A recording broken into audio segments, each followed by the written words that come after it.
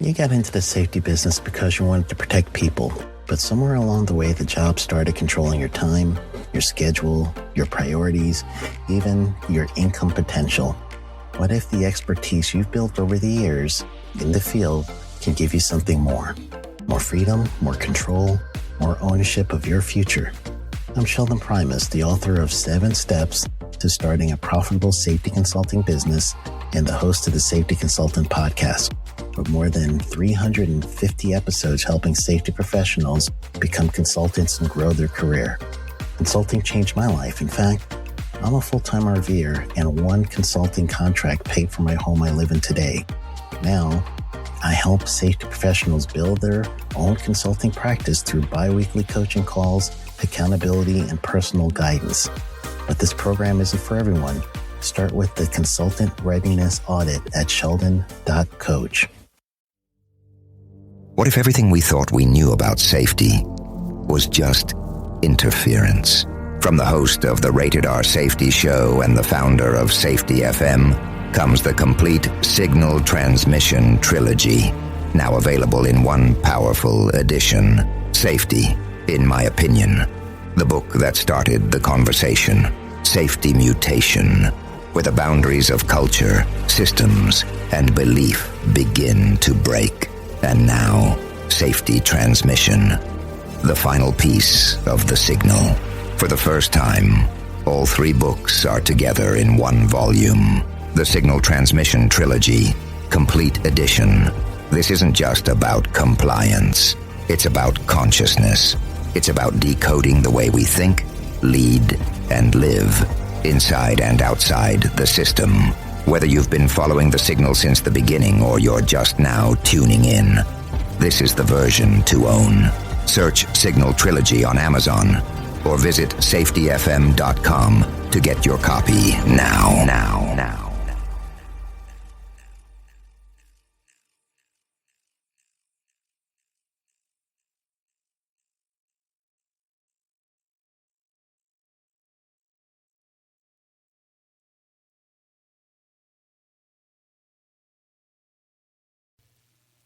Hi, this is Jim from Safety Wars. Before we start the program, I want to make sure everyone understands that we often talk about OSHA and EPA citations, along with some other regulatory actions from other agencies, legal cases, and criminal activity. Everyone is innocent until proven guilty in a court of law. Proposed fines are exactly that, and they are often litigated, reduced, or vacated. We use available public records, news accounts, and press releases. We cannot warranty or guarantee the details of any of the stories we share, since we are not directly involved with these stories, at least not most of the time.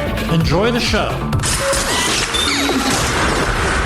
This show is brought to you by Safety FM. And from the border of liberty and prosperity, the highway to the north, this is Safety Wars for Friday, November 10th, 2023. How's everybody doing out there? Looks like all the screens have kicked in, so we have no introduction. And my assistant bringing me. Alright. My phone went dead. Come on.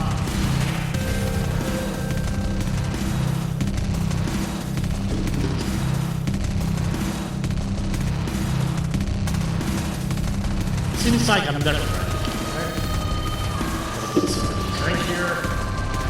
How's everybody doing? How did you enjoy your week?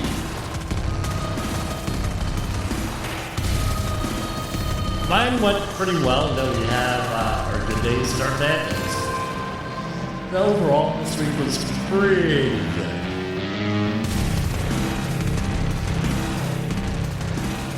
So, anyway, what else is going on? A lot. So we're just going to be covering our regular news and views today. Covering up, catching up on the news, seeing how that plays into safety, and it's all about psychological safety, it seems. Always. So, always about psychological safety. So even when we're not specifically talking about safety, we're talking about things that, why am I getting an echo here tonight? Getting an echo. It's always about safety in one way or another. Because people are freaking out, as I've said again and again and again and again. People are very stressed out. In the professional safety community, communication and planning are just a few keys to your program's success. The question many practitioners have is, where do I start?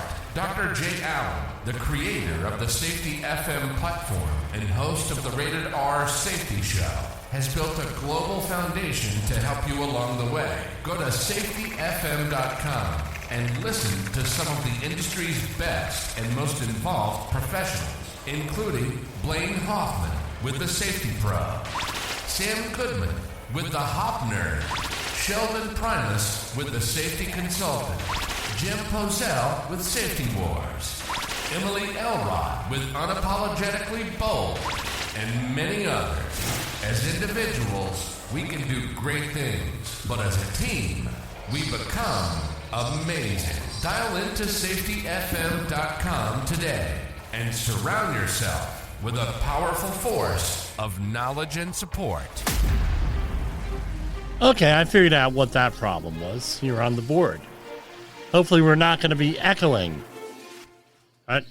Then we can be an oldies station, right? CBS FM with the echo on there. Out of 101.10 out of New York City for those of you in the area.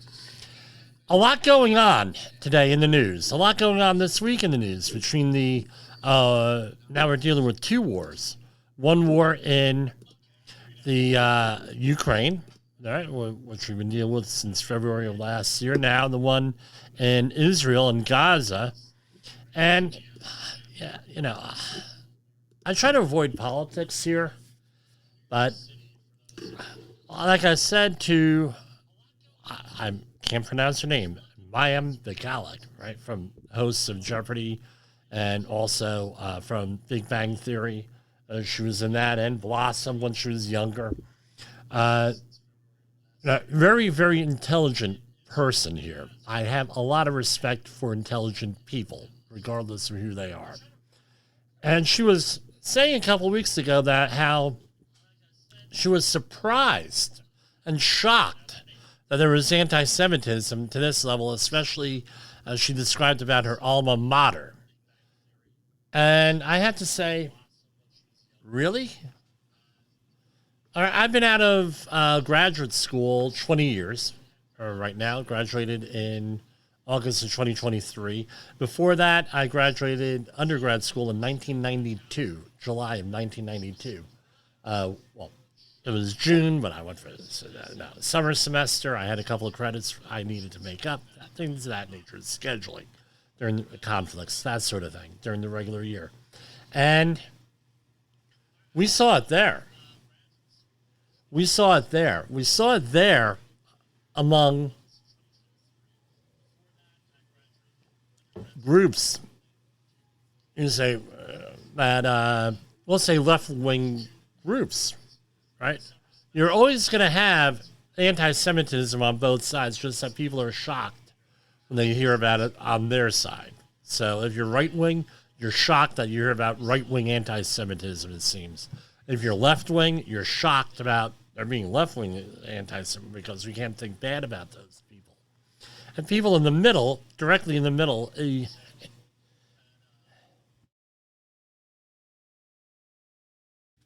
even if that's possible to be directly in the middle, see both sides as full of guvno, right?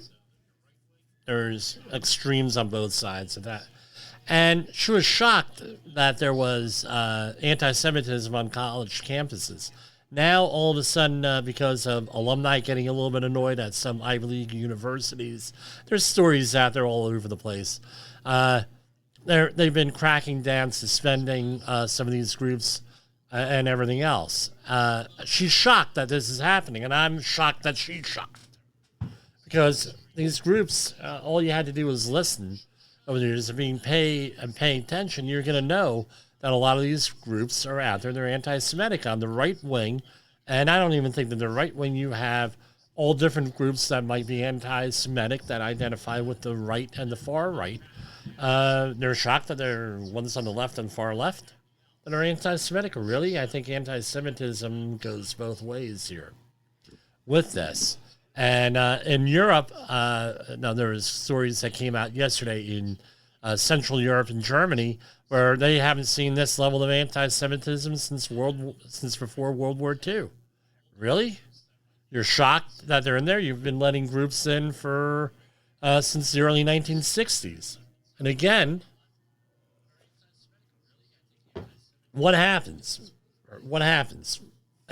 In Europe, it was a demographic crisis because of World War II, with a lot of people dying in the childbearing years, and they didn't have the workforce and everything like that. So they had to get in immigrants from areas that, God knows where they're coming from. Then all of a sudden they get radicalized in that and everything else. I mean, everyone's shocked. Anyway, I'm going to say that. We'll talk a little bit about the economy. OSHA came out with a press release today. OSHA announced its preparation meeting for UN Subcommittee on the Globally Harmonized System of Classification and Labeling of Chemicals. U.S. Department of Labor's OSHA and the Department of Transportation, that's DOT, will hold a joint online meeting on Wednesday, November 15th, in advance of the UN's Subcommittee of Experts on the Globally Harmonized System of Classification and Labeling of Chemicals. The meeting will be held in two parts for the convenience of attendees from 9 a.m. to 12 p.m. Eastern Standard Time. The Department of Transportation's Pipeline and Hazardous Material Safety Administration will open the meeting and invite comments in advance of the UN 63rd session on the transportation of dangerous goods. Now I got the hiccups. Unbelievable. Anyway, you can check out the website and the news releases. They have ways of issuing comments on here. I'll say this much. Probably one of the most successful programs the United Nations has ever had, in my opinion, is the GHS system here. We became signatories in the early 2010s for that, and that's when we had the change from MSDS to SDS and labeling and those pictograms and everything. So what the intention is for all of them, all of the countries, that is, to have the same paperwork all over the all over the world. That's basically it. For the chemicals, what they're calling things. I remember back in the day, early 90s, the company I worked for used to have a contract for writing MSDSs. And what happened was we just went in there and winged it every day. I'll be honest with you. We winged it. God forbid anybody got hurt with that stuff. Everything winged. So it was a little bit loosey-goosey. But ended up, when you deal with the new system, the JHS system, it's very definitive, very little wiggle room. The only problem is that you're dealing with the purple book. If you ever had to deal with SDSs, you had to deal with the Purple Book. Purple Book is extremely extensive with descriptions and everything else and categorization. And what we went from was the right to know. So you had the right to know what the chemical was. Now you went into the right to understand.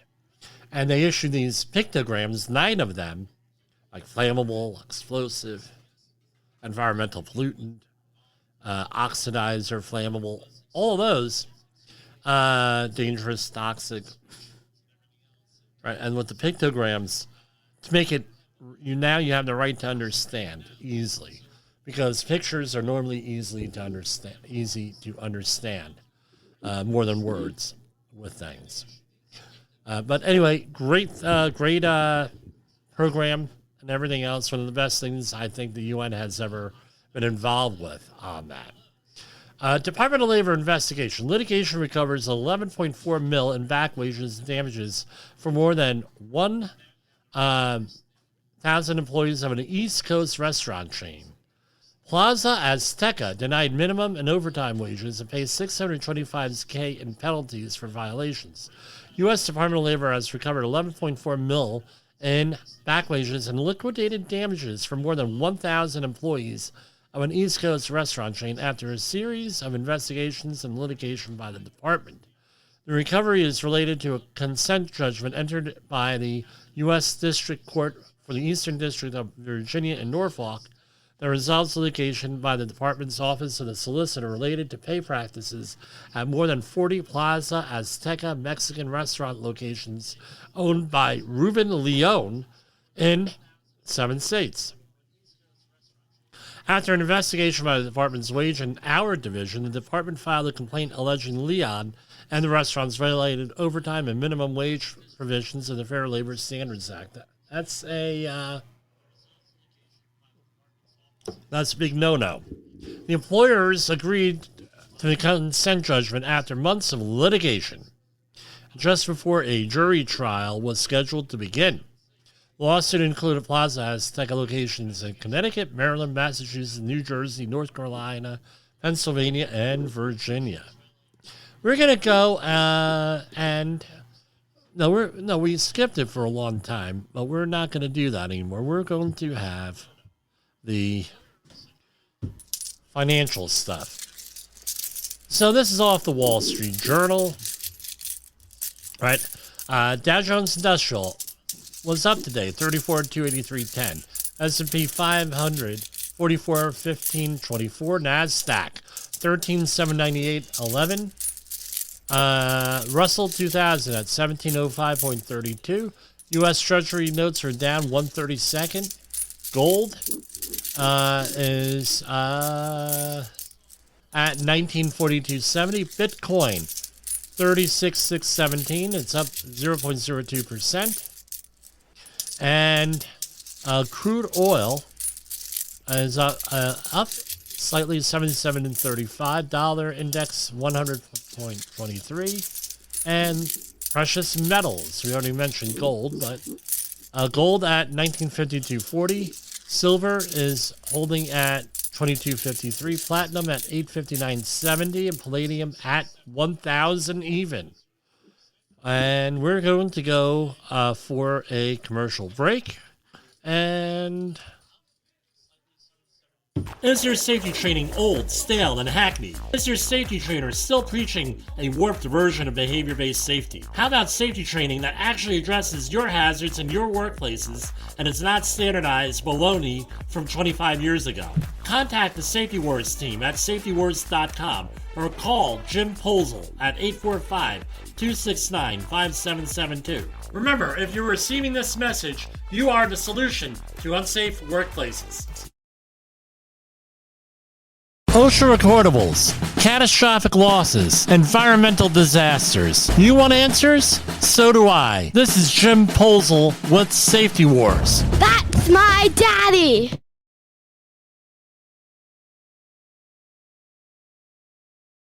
Have you listened or watched the Safety War Show?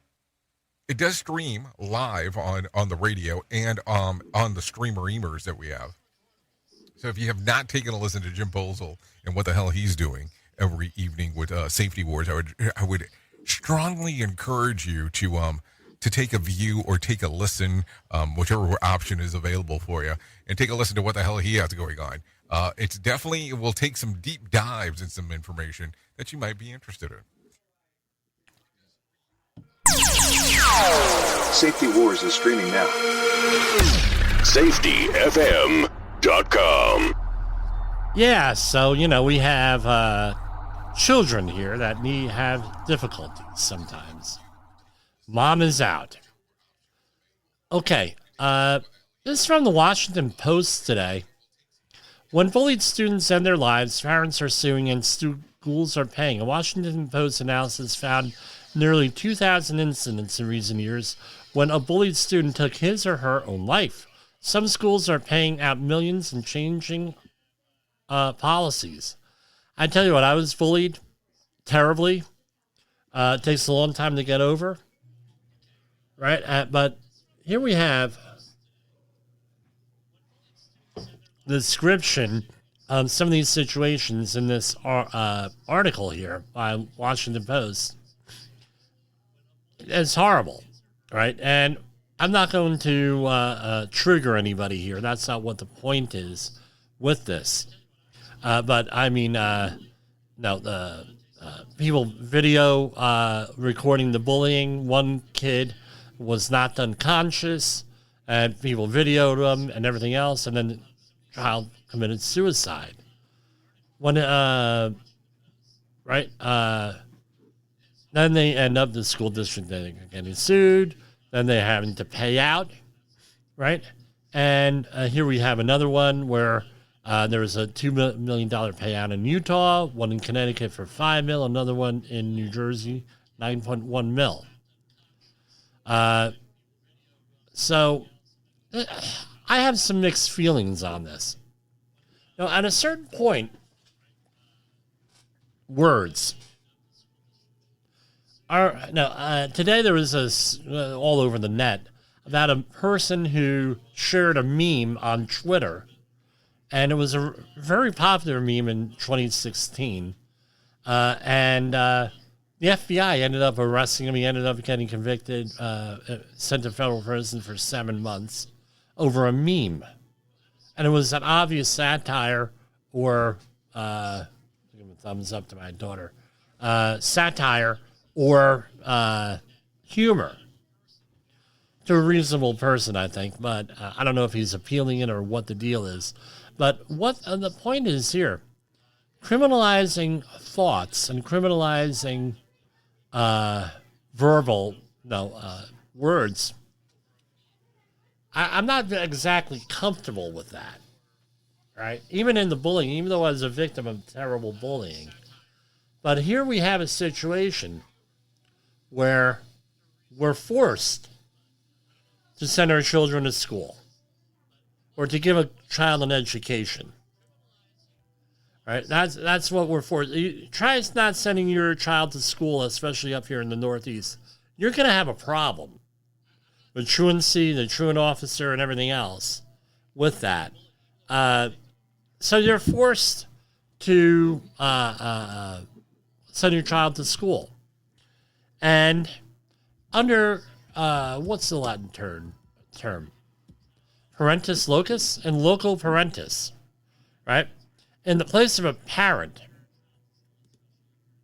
That's a legal concept that the school is responsible for your child if they're in their custody.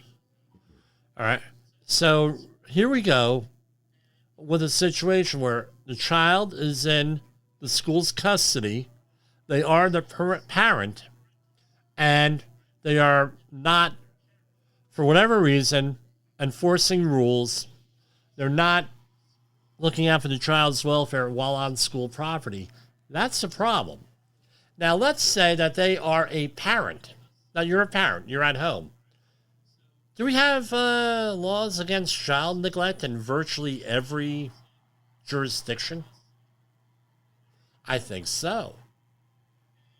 So here we have, the title of these articles, this article was from the Washington Post here. Article was by Donna St. George. Why wasn't this, we could easily say, sovereign immunity strikes again. Here we have, so should the school be I could say civilly liable, that's a different case. Should someone at the school be criminally liable for child neglect? Should the school, I have a feeling that if we had principals who could probably go to jail for not enforcing rules and other school officials, and for child neglect here at school, I think things would go a little bit differently here. And this is my whole thing with sovereign immunity, what the problem here is with this. They're not, and every one of these cases described, they talked about, while on school, at school activities, being bullied and causing psychological impacts. Something to think about with that. Again, what's the risk of these people not doing their job? Truly, what's the risk?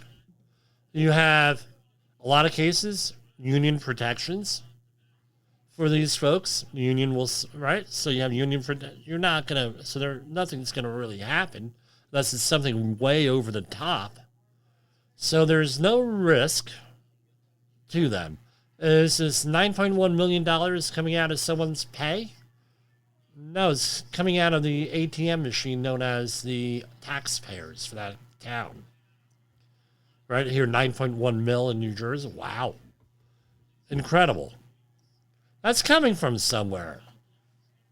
Now, so you're an administrator, there's no risk. Maybe you get a slap on the wrist, and then maybe you lose your job, but there's no real risk. It's not really costing you anything. So all I'm saying is, and let's get out the hazard matrix. What is risk? Likelihood of something happening? And what's the worst thing that could happen? The risk for the administrator is zero. Basically zero. Unless it's something totally off the wall, over the top of that. What's the risk to the child? Being bullied, being psychologically fouled up. There's another word I'd like to use. At what point I think there's a legitimate debate. We also had a situation here, and my son is in middle school here, and one of the administrators saying, just because it didn't happen on school ground, it's our business. Really? If it's a non-school event, non-school situation, non-school anything, well, in private things that are affiliated, do they have real jurisdiction? My question is this. Are we training our children? And this is controversial. Again, I'm a safety shock jock here. Are we training our children that it's okay for the government to overreach? That's a question that has to be asked. Well, I'm asking. Things that haven't been thought out or planned. Right? Like a lot of other situations in our society that we're finding out. No thought, no planning, nothing. They're just going in there and winging it, people with no risk. Now, I'm going to say this. If you are contemplating suicide, please get help. If you are a child being bullied, it gets better. It's only a temporary situation. And by the way, I could say almost all of the people who I got involved in bullying with in my younger years, elementary school, middle school, every one of them, except for a handful, right? The real bad perpetrators, every one of them either ended up in prison, dead, or a very difficult life because that bullying carried into every aspect of their life. Broken marriages, abuse, jail time, all of that above. So if you are a parent of a child that bullies, note that that child may end up in a really bad situation, right? Real bad situation out there. And that's something you need to consider, right? Is that just something to think about from all sides. A lot of questions here.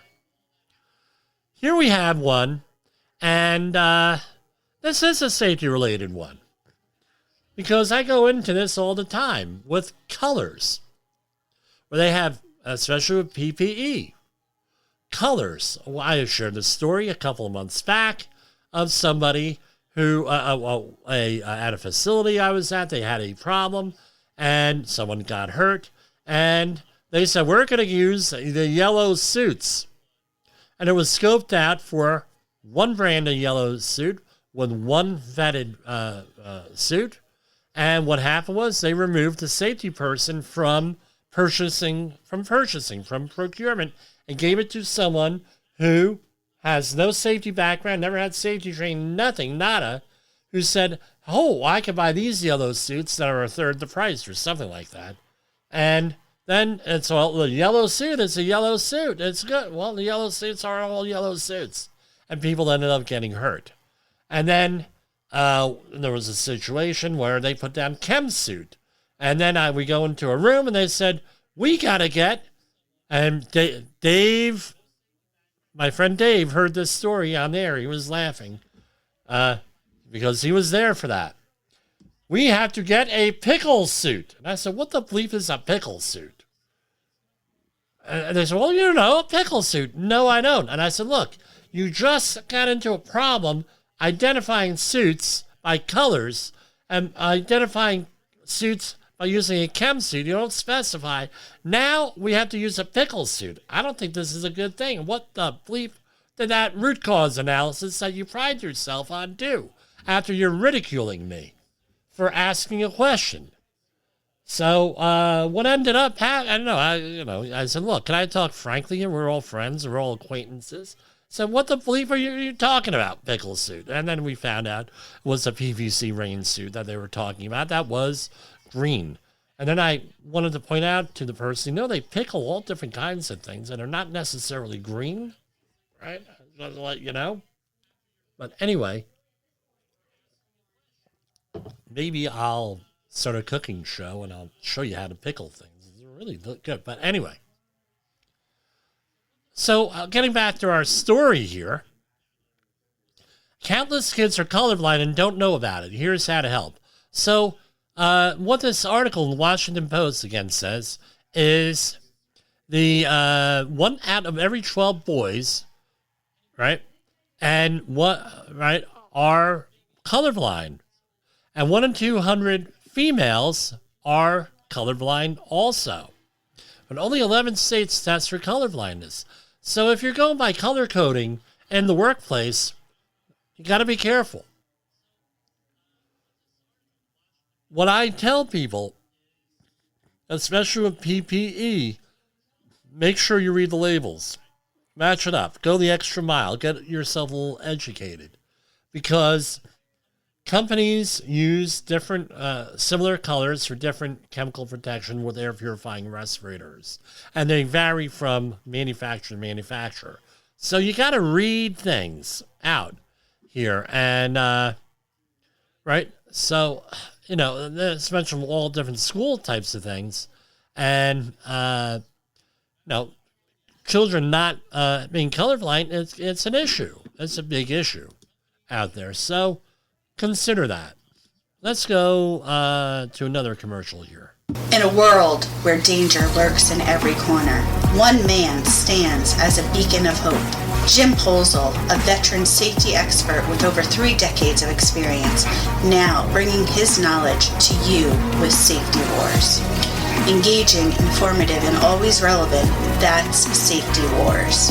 Join a safety revolution with Safety Wars, available on Spotify, Apple Podcasts, YouTube, and wherever you get your podcasts and videos.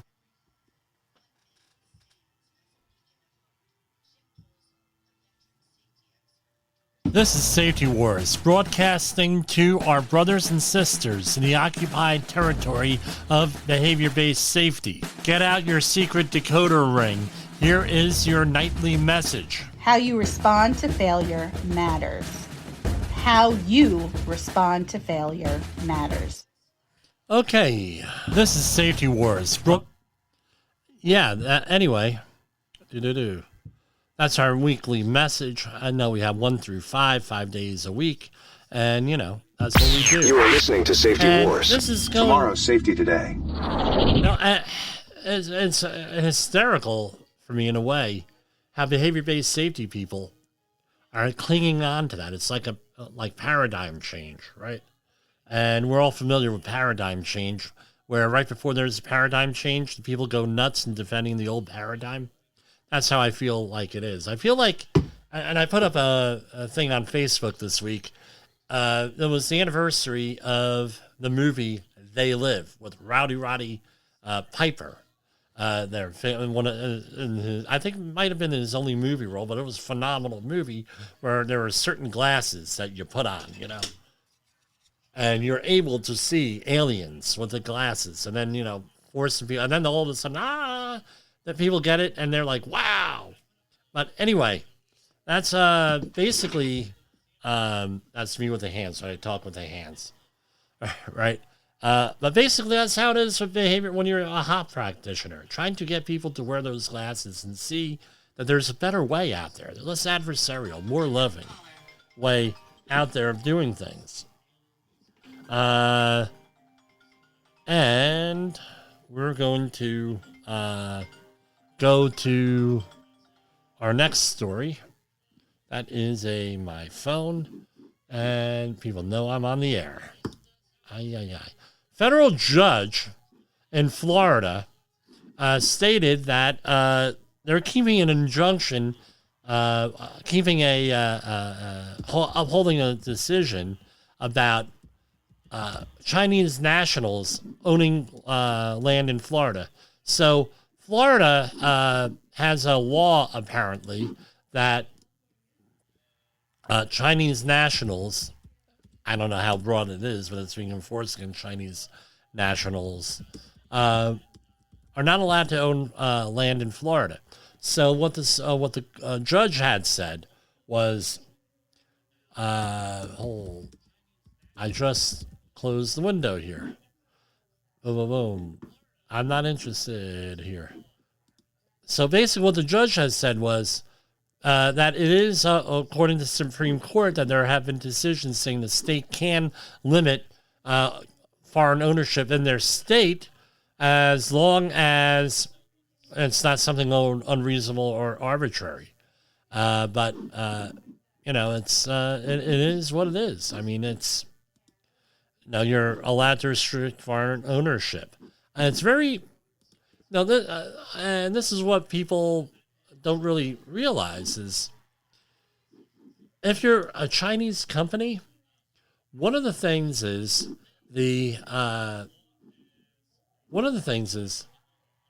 you have to give access to all your company data to the Chinese government.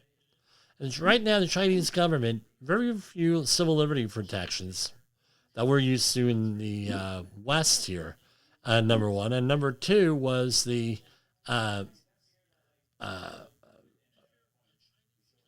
are adversaries in a lot of ways. So, again, it's data mining. Let's say that you're a Chinese company, you're doing business in the United States. Guess what? Now China has all your company data. Consider that. And it's data mining. We don't know how they connect the dots, but the dots are connected with all different types of innocuous types of information. For years, and again, I went off the wall a little bit last night on a rant we were told for years the government doesn't collect DNA data. Then all of a sudden, yeah, they do. Oh, yeah, of course, we always do. We connected, right? DNA data on newborns. Right? And this is sort of like this. Oh, China is collecting all this data. Now it's to get us used to them collecting data. Right now that we're used to it. And now, who knows what they're going to do about it? Same thing with smart TVs. So for smart TVs, we're told for years, smart TVs aren't spying on you. That's conspiracy theory. Then all of a sudden, Chinese, South Korean TV manufacturer said, oh, yeah, well, don't stand in front of that smart TV naked because we may get a picture of you. We may be able to collect data. Be careful what you're saying in front of that smart TV. We're collecting oh, really? I don't know. Conspiracy theory or not? It's been said conspiracy theories are often tomorrow's news, right? An advanced copy of tomorrow's news.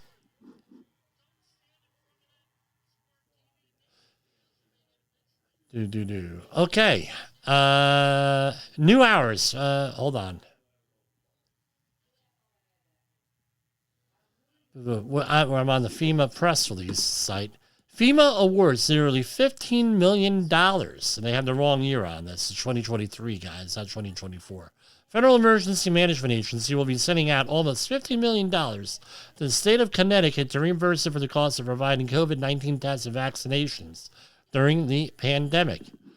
2 public assistance grants totaling almost $15 million will go to the Connecticut Department of Public Health for paying vendors to provide COVID-19 vaccinations and testing the general public.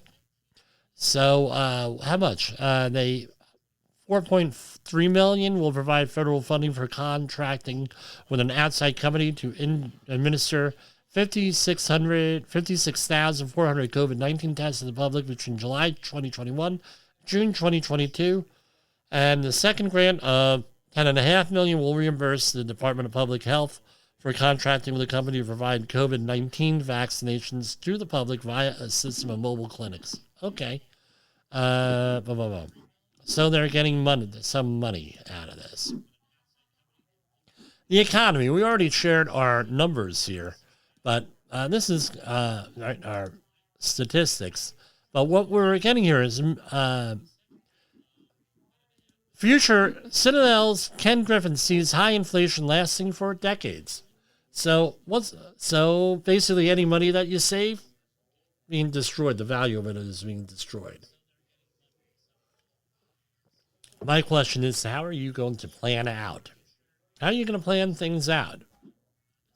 And that's my question for you. If you know that the money you're saving and investing today is going to be worth less in the future, buying power is going to be less, what are you doing about it? You better have investments that outpace inflation, is what it comes down to. 31% of millionaires say they're part of the middle class, survey finds. People feel squeezed, advisors explains. This is from CNBC.com. Article by Jessica Dickler. Only a small share of millionaires say they feel wealthy, according to a recent report. Persistent inflation has taken a toll on most Americans' financial security, making it harder to feel well off. What does it take to be rich? The short answer is more, said Jason Van Der Loo, Chief Client Officer at Edelman Financial Engines. Even among millionaires, only 8% would characterize themselves as wealthy.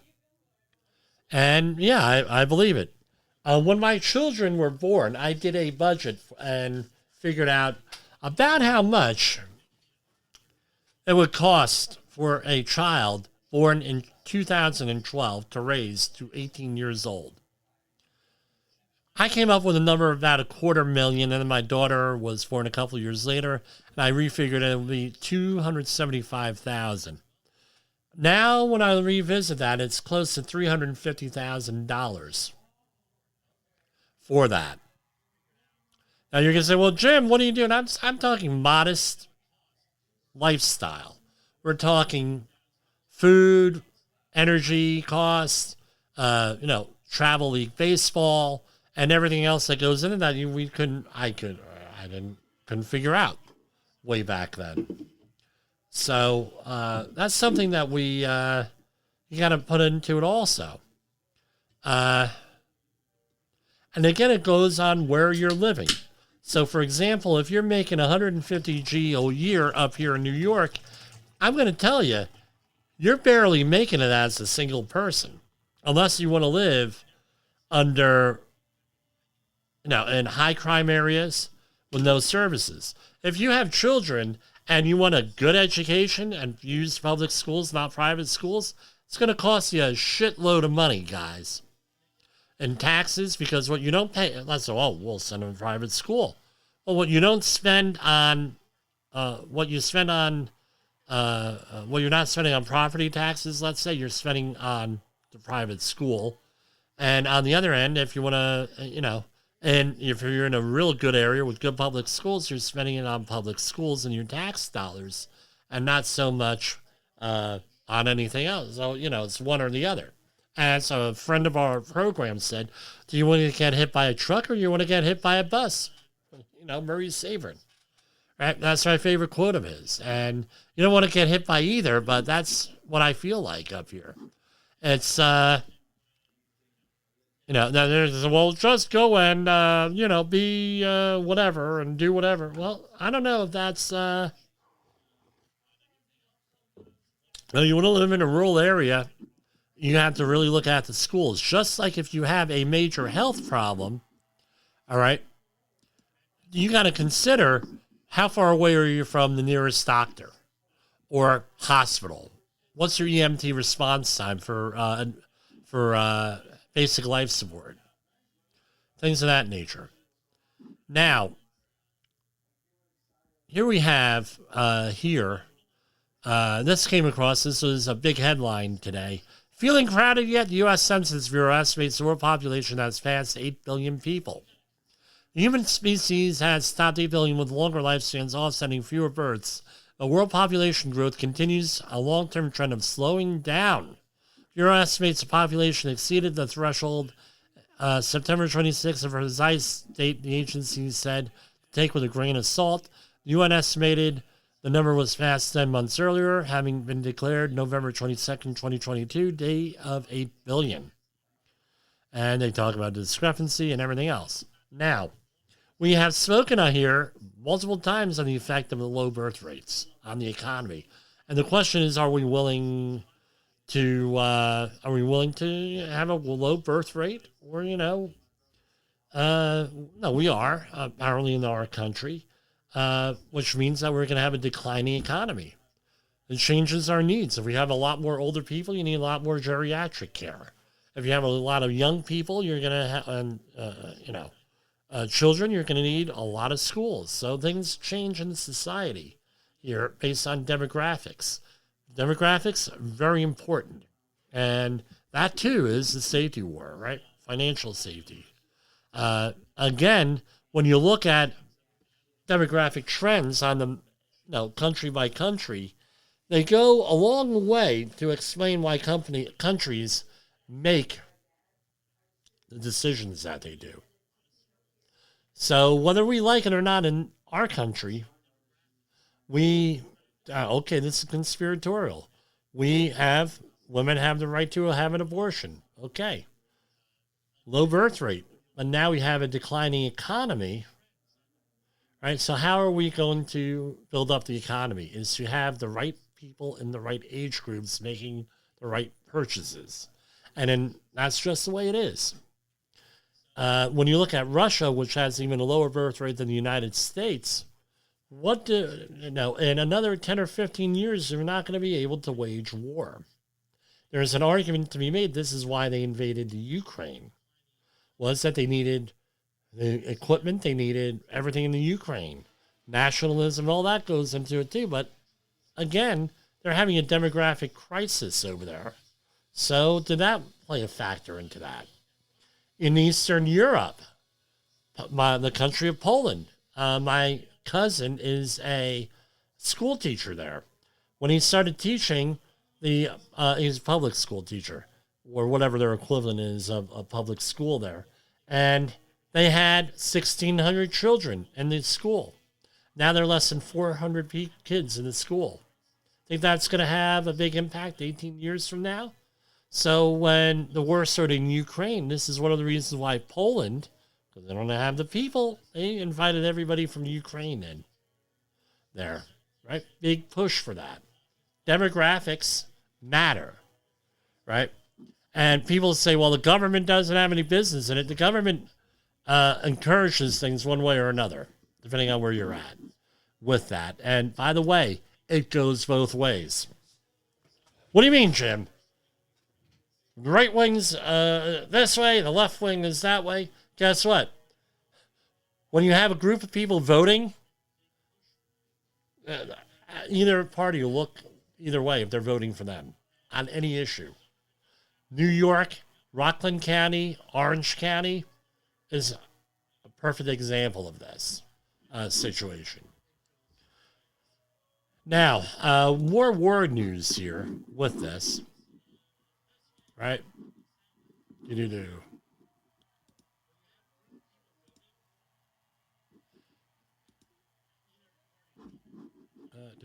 Hold on. So here we have two things here. And there was another one for the new trainer of the United States, well, the aircraft trainer for fighter aircraft.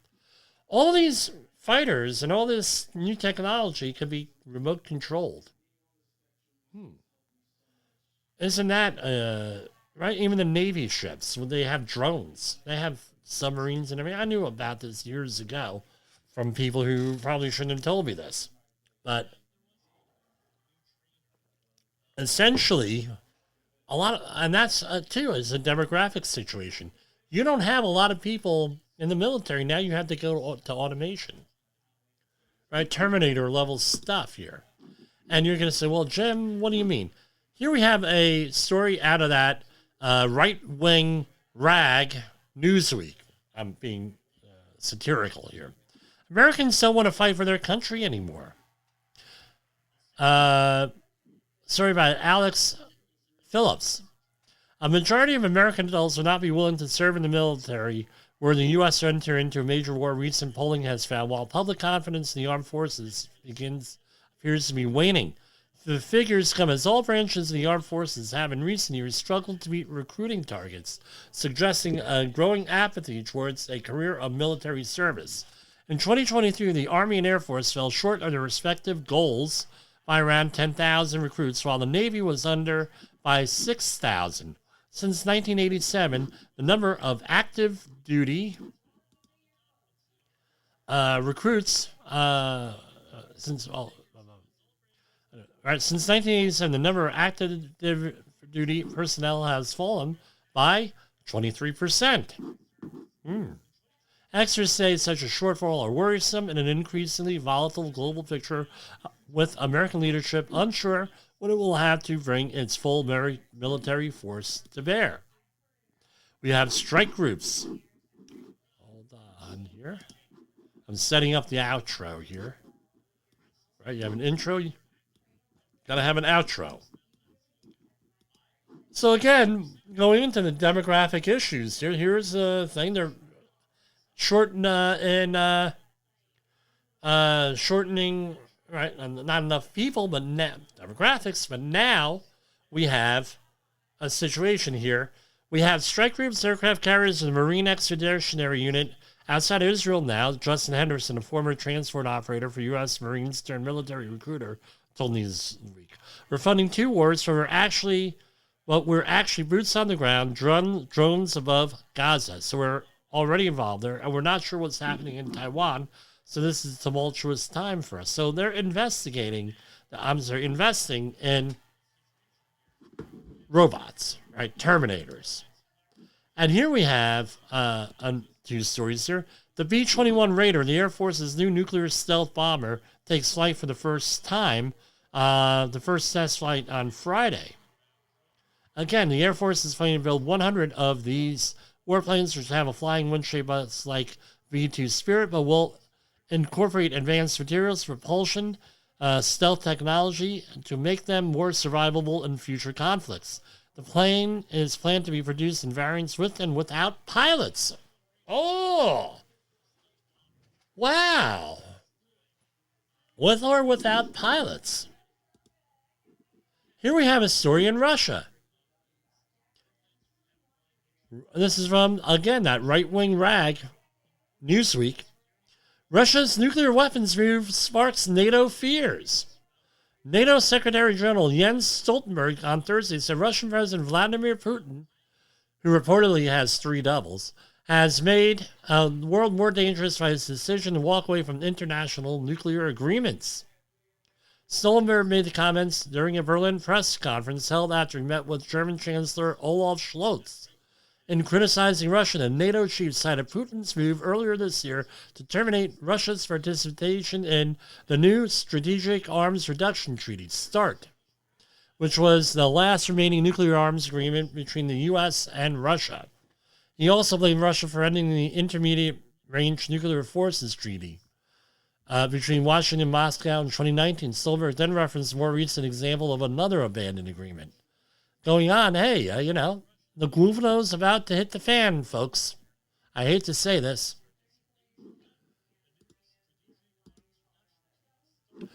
Another development, we're talking about psychological safety here. Actors celebrate a return to work after the SAG-AFTRA strike ends. Tens of thousands of actors from Los Angeles to New York threw down their picket signs and prepared to get back to work Thursday after a tentative deal between the Screen Actors Guild and the Alliance of Motion Picture Television Producers finally ended a 118-day strike. The deal must still be approved by rank-and-file members of SAG-AFTRA, but in light of strong support from union leadership, including President Fran Drescher, the nanny, that's all but assured. And it is historic, and we got so much important stuff. Well, that's good. Getting back to work. I know one thing, I learned a lot about this from Robert Duncan McNeil and Garrett Wong on the Delta Flyers podcast. They had some of the leadership of the union on there that described their challenges. And basically, I'll say this. The only place slave labor is allowed in this country is inside prisons and in the actor and in Hollywood, right? Way it is. I mean, you wonder why, you see these people making millions, and that's something only like 5%. That's the union's number. 5% of the people actually make money. The other 95% don't make money in acting with that, and it sucks. Okay. Ocean pollution study, this is out of USA Today, says don't clean up the trash in our oceans, but reduce its input because you'll never be able to keep up. Oh, well, now, people ask me how old I am, and I always tell them, I'm old enough to remember how plastic bags were going to save the rainforest. And now we have a plastic problem, right? With with all the other stuff and all the garbage and everything else. All right. Now, aliens are a foreign power. Pentagon UFO chief says someone is in our backyard. This week, the director of U.S. government's UFO analysis office stated that there is evidence of concerning unidentified flying object activity in our backyard. According to physicist Sean Kirkpatrick, who heads the congressionally mandated All-Domain Anomaly Resolution Office, this alarming UFO activity can be attributed to one of two extraordinary sources, either a foreign power or aliens. To be sure, the ramifications of either would be significant. And again, people talk about this when they're about ready to retire because there's very little risk with that. And here we have our final story. Air officer goes public with terrifying UFO encounter. It's coming right for us. All right, how many more minutes do I have here? Hold on. Okay. A floating red square the size of a football field hovered over U.S. military base not once but twice, according to a new report, causing terror and chaos. The 2003 incident was first made public during July's congressional hearing into UAPs, formerly known as UFOs. Given sworn testimony, former U.S. Navy fighter pilot Lieutenant Ryan Graves described the event secondhand, recounting the morning of October 14th in which a mysterious red square floated above Vandenberg Air Force Base in California. Now speaking on Lieutenant Graves' podcast, Merged, a secondary military source has revealed the object returned that day. Again, all of this, and it goes back, this is all conspiracy theory. Oh, it's all conspiracy theory. Well, now all of a sudden, maybe there's some truth to it. Something to consider. Okay, we're going to go to our outro, and we will see everybody tomorrow. Maybe I'll get on the air for a brief program here. And here, hold on. Okay, we got it.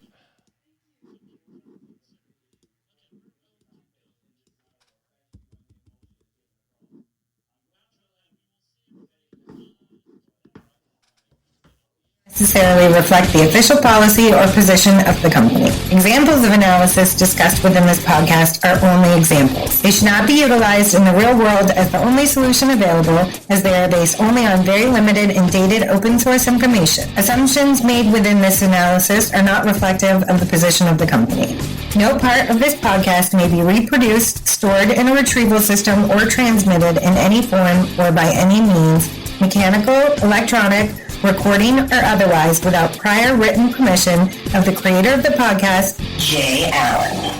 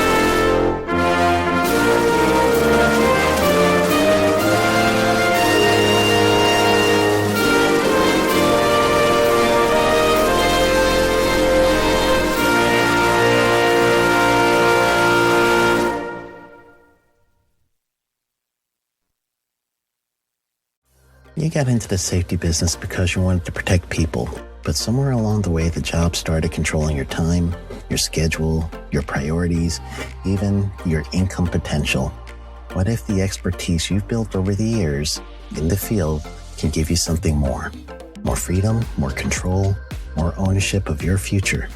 I'm Sheldon Primus, the author of 7 Steps to Starting a Profitable Safety Consulting Business and the host of the Safety Consultant Podcast, with more than 350 episodes helping safety professionals become consultants and grow their career.